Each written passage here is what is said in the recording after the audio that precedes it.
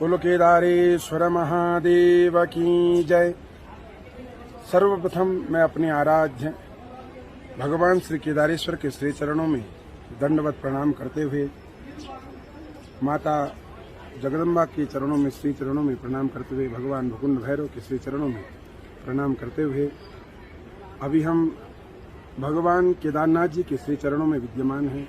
भगवान केदारनाथ जी भारतवर्षों में 12 ज्योतिर्लिंगों में से 5वें ज्योतिर्लिंग के रूप में इस स्थान पर विद्यमान हैं।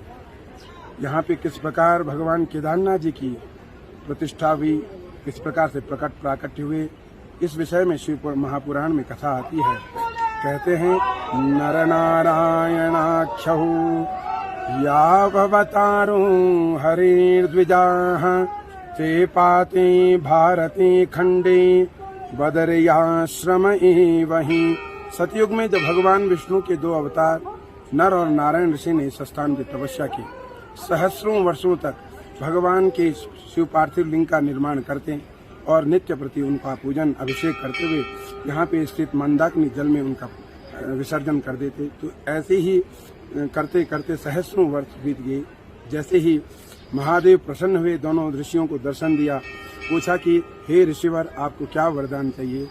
तब जाके नर नारायण ऋषि ने कहा, हे महादेव, हमें तो आपके दर्शन ही पर्याप्त हैं, लेकिन आप इस जगत के कल्याण के लिए, इस चराचर जगत के कल्याण के लिए इस स्थान पर सदा के लिए ज्योतिर्लिंग रूप में विराजमान हो जाए।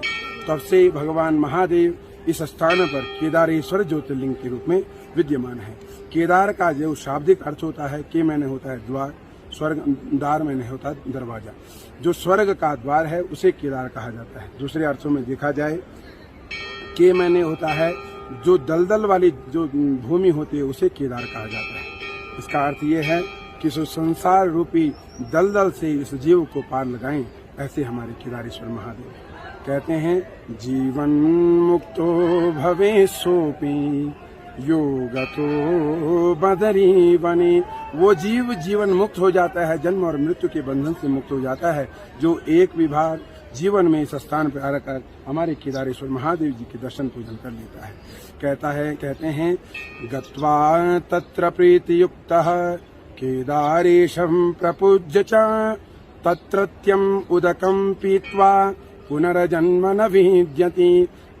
जो भी शिव भक्त इस स्थान पर आकर केदारेश्वर महादेव की दर्शन पूजन कर लेता है और उसके पश्चात यहाँ स्थित उदक जल का पान करता है, वो जीव जन्म और मृत्यु के बंधन से सदा के लिए मुक्त हो जाता है। ऐसा भी कहा जाता है, काश्यान मरणान मुक्ति ही, काशी में मरने के बाद मुक्ति होती है, लेकिन केदारी दर्शनान मुक्ति ही, केदार क्षेत्र में आने मात्र से जीव का कल्याण हो जाता है। इसलिए कहते हैं केदार शिखरम दृष्ट्वा पुनर्जन्म विद्यति ही। यहाँ पे आकर के भगवान केदारनाथ जी के जो कलश दर्शन करने, शिखर दर्शन करने मात्र से जीव का जन्म और मृत्यु के बंधन से मुक्त हो जाता है और वो जीव भगवान शंकर की गति को प्राप्त होता है।